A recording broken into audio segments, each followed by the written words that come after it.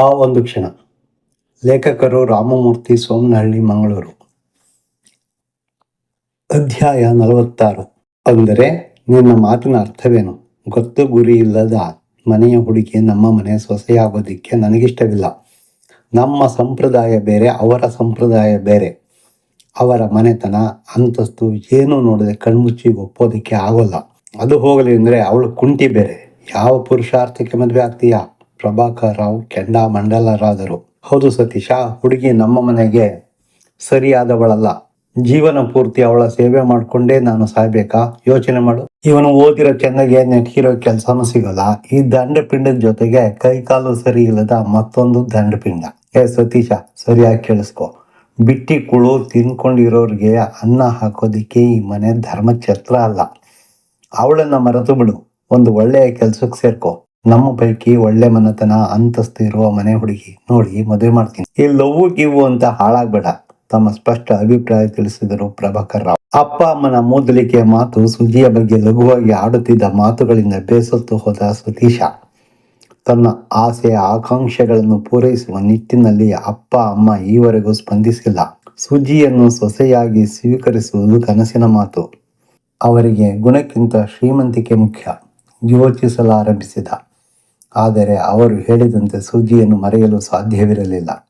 ಸುಜಿ ಇಲ್ಲದ ಜೀವನವನ್ನು ಕಲ್ಪಿಸಿಕೊಳ್ಳಲು ಇಷ್ಟಪಡಲಿಲ್ಲ ಸತೀಶ. ನಾನು ಪದವಿ ಮುಗಿಸಿದ್ದೀನಿ. ಕೆಲಸಕ್ಕೆ ಸೇರಿ ದುಡಿದು ತಂದು ಹಾಕ್ತೀನಿ. ನನಗೆ ಯಾರ ಹಂಗೂ ಬೇಡ. ದೊಡ್ಡಸ್ತಿಕೆ ಅಂತಸ್ತಿಗಿಂತ ಗುಣ ಮುಖ್ಯ. ಸ್ವಾಭಿಮಾನದ ಬದುಕನ್ನು ಕಟ್ಟಿಕೊಳ್ಳುವ ಶಕ್ತಿ ನನಗಿದೆ. ಸುಜಾತಳ ಬಗ್ಗೆ ಕೆಟ್ಟದಾಗಿ ಮಾತಾಡಿ ನನ್ನ ದೃಷ್ಟಿಯಲ್ಲಿ ಕೀಳಾಗಬೇಡಿ, ಅಸಮಾಧಾನ ವ್ಯಕ್ತಪಡಿಸಿದ ಸತೀಶ. ನೋಡಮ್ಮ, ಇವನ ಮಾತಿನ ವರಸೆ ನಿಮಗೆ ಪಾಠ ಮಾಡ್ತಿದ್ದಾನೆ. ಇವನಿಂದ ನೀವು ತುಂಬ ಕಲಿಯೋದಿದೆ. ಜೋರಾಗಿ ಬೆಂಕಿ ನಕ್ಕ. ಬೇಡ ಬೆಂಕಿ, ನನ್ನ ವಿಷಯದಲ್ಲಿ ಅನಗತ್ಯವಾಗಿ ಮೂಗು ತೂರಿಸ್ಬೇಡ. ಪರಿಸ್ಥಿತಿ ನೆಟ್ಟಿಗಿರೋಲ್ಲ, ಅಣ್ಣನಿಗೆ ಎಚ್ಚರಿಕೆ ನೀಡಿದ ಸತೀಶ ಎಲ್ಲೆ ಮೀರುತ್ತಿದ್ದಾನೆ. ಅವನಿಗೆ ಯಾರ ಮಾತು ಪಥ್ಯವಾಗುತ್ತಿಲ್ಲ. ಖಡಕ್ಕಾಗಿ ತಿಳಿಸಿದರೆ ಮಾತ್ರ ಇವನಿಗೆ ಅರ್ಥವಾಗೋದು ಎಂಬ ಅಭಿಪ್ರಾಯ ಹೊಂದಿದ ರಾವ್ ನೇರವಾಗಿ ಹೇಳಿದರು. ನಿನ್ನ ಅಧಿಕ ಪ್ರಸಂಗ ಜಾಸ್ತಿ ಆಗಿದೆ. ಹೇಳುವವರು ಕೇಳುವವರು ಯಾರೂ ಇಲ್ಲ ಅನ್ಕೊಂಡಿದ್ದೀಯಾ? ಸುಜಾತಳ ಜೊತೆ ಮಾತಾಡೋದು, ತಿರುಗಾಡೋದು ಈಗಿಂದೀಗಲೇ ಬಿಟ್ಬಿಡ್ಬೇಕು. ಇನ್ನು ಅವಳ ಜೊತೆ ಮದುವೆ ಕನಸಿನ ಮಾತು. ಅವಳನ್ನು ಮರೆತು ನಾವು ಹೇಳಿದ ಹಾಗೆ ಕೇಳ್ಕೊಂಡು ಬಿದ್ದಿರು. ಗಂಡನ ಮಾತು ಸರಿ ಎನಿಸಿತು. ನೇರವಾಗಿ ಹೇಳದೆ ಹೋದರೆ ಅವಳ ಸಹವಾಸ ಬಿಡೋದಿಲ್ಲ. ತುಂಬಾನೇ ಮುಂದುವರೆದಿದ್ದಾನೆಂದು ಭಾವಿಸಿ, ಹೌದು ಸತೀಶ, ಆ ಹುಡುಗಿಗೆ ನಮ್ಮ ಮನೆಗೆ ಸೊಸೆ ಆಗೋದಕ್ಕೆ ಯಾವ ಅರ್ಹತೆಯೂ ಇಲ್ಲ. ಅವಳನ್ನು ಮರೆತು ಬಿಡು. ನಮಗೂ ನೆಮ್ಮದಿ, ನಿನಗೂ ನೆಮ್ಮದಿ. ಅಪ್ಪ ಹೇಳಿದ ಹಾಗೆ ಕೇಳು. ಅಪ್ಪ ಅಮ್ಮ ಪದೇ ಪದೇ ಸುಜಿಯನ್ನು ಮರೆಯಲು ಹೇಳುತ್ತಿದ್ದಾರೆ. ಅದು ಸಾಧ್ಯವಿಲ್ಲ. ಯಾವ ಅರ್ಹತೆ ವಿಷಯ ಮಾತಾಡ್ತಾರೆ? ಅವಳ ಬಗ್ಗೆ ಇವರಿಗೇನು ಗೊತ್ತು? ತಾವು ಹೇಳಿದಂತೆ ಕೇಳಬೇಕೆಂಬ ಅಹಂ ಪ್ರತಿಷ್ಠೆ ಬಿಟ್ಟರೆ ಬೇರೇನೂ ಇಲ್ಲ ಎಂದುಕೊಂಡು ನೇರವಾಗಿಯೇ ಉತ್ತರಿಸಿದ. ನೀವು ಏನೇ ಹೇಳಿ, ಸುಜಿಯನ್ನು ಬಿಡುವ ಪ್ರಶ್ನೆ ಇಲ್ಲ. ಮದುವೆ ಆದರೆ ಅವಳನ್ನೇ ಮದುವೆ ಆಗೋದು. ಸತೀಶ ತನ್ನ ನಿರ್ಧಾರವನ್ನು ಮತ್ತೆ ಸ್ಪಷ್ಟವಾಗಿ ಹೇಳಿದ.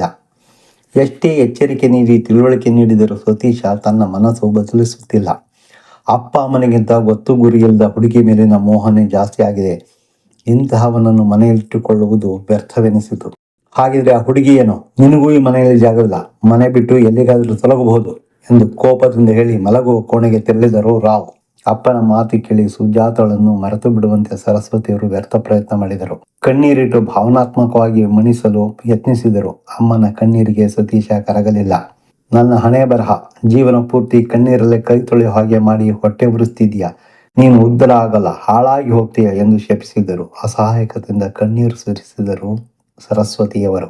ಆದರೂ ಸತೀಶನ ಮನಸ್ಸು ಕರಗಲಿಲ್ಲ. ಅಚಲನಾಗಿದ್ದ. ಬೆಂಕಿ ತನ್ನ ಆಕ್ರೋಶ ವ್ಯಕ್ತಪಡಿಸಿ ಮಲಗಲು ಹೋದ. ಅಮ್ಮ ಸತೀಶನಲ್ಲಿ ಮತ್ತೆ ಮತ್ತೆ ಬೇಡಿಕೊಂಡರು. ಹೆತ್ತ ಹೊಟ್ಟೆ ಉರಿಸಬೇಡ, ನನ್ನ ಮಾತು ಕೇಳು. ಅಪ್ಪನ ಕೋಪಕ್ಕೆ ತುತ್ತಾಗಬೇಡ. ಮನವೊಲಿಸಲು ಸರಸ್ವತಿಯವರು ಪಟ್ಟ ಶ್ರಮ ಫಲ ನೀಡಲಿಲ್ಲ. ಬದುಕಿದರೂ ಸುಜಿಯೊಂದಿಗೆ, ಸತ್ತರೂ ಸುಜಿಯೊಂದಿಗೆ. ನನಗೆ ಒತ್ತಾಯ ಮಾಡಬೇಡಿ. ಕೈ ಮುಗಿದು ಕೋಣೆ ಸೇರಿದ. ಇಡೀ ರಾತ್ರಿ ಸತೀಶ ಏಕಾಂಗಿಯಾಗಿ ಯೋಚಿಸುತ್ತಲೇ ಕುಳಿತ. ನಿದ್ರೆ ಸುಳಿಯಲೂ ಇಲ್ಲ. ತನ್ನ ಸುತ್ತ ಕಷ್ಟದ ಕೋಟೆ ಇದೆ. ಇದನ್ನು ಪಾರು ಮಾಡಿ ಹೋಗುವುದು ಹೇಗೆಂದು ಯೋಚಿಸುತ್ತಿದ್ದ. ಹೊತ್ತು ಹೋಗಿದ್ದೇ ಗೊತ್ತಾಗಲಿಲ್ಲ. ಸಮಯ ಮುಂದೆ ಹೋಗುತ್ತಿತ್ತು. ಪ್ರಶ್ನೆಗಳು ಪ್ರಶ್ನೆಗಳಾಗಿಯೇ ಉಳಿದವು. ನಾಳೆಯ ಬಗ್ಗೆ ಚಿಂತಿಸಿದ. ಕತ್ತಲು, ಕಲ್ಲು ಮುಳ್ಳುಗಳ ಹಾದಿ ಕಾಣಿಸಿತು. ಅಪ್ಪ ಅಮ್ಮನ ಜೊತೆ ಬಾಳುವ ಭಾಗ್ಯದ ಬಾಗಿಲು ಮುಚ್ಚಿದೆ ಎನಿಸಿತು. ಬಾಲ್ಯದಲ್ಲಿ ಸಿಗದ ಅಪ್ಪ ಅಮ್ಮನ ಪ್ರೀತಿಯನ್ನು ಈಗ ಅರಸುವುದು ಮೂರ್ಖತನ ಎನಿಸಿತು. ಹೆಜ್ಜೆ ಹೆಜ್ಜೆಗೂ ಮನ ಮೂದಲಿಕೆ, ವಾತ್ಸಲ್ಯ ಆದರವಿಲ್ಲದ ಊಟ ವಿಷವೆನಿಸಿತು, ಹಂಗಿನ ಬಾಳು ಬೇಡವೆನಿಸಿತು. ಸತೀಶನ ಮನದಲ್ಲಿ ನಾನಾ ರೀತಿಯ ಆಲೋಚನೆಗಳು ಮುತ್ತಿಗೆ ಹಾಕಿದ್ದವು.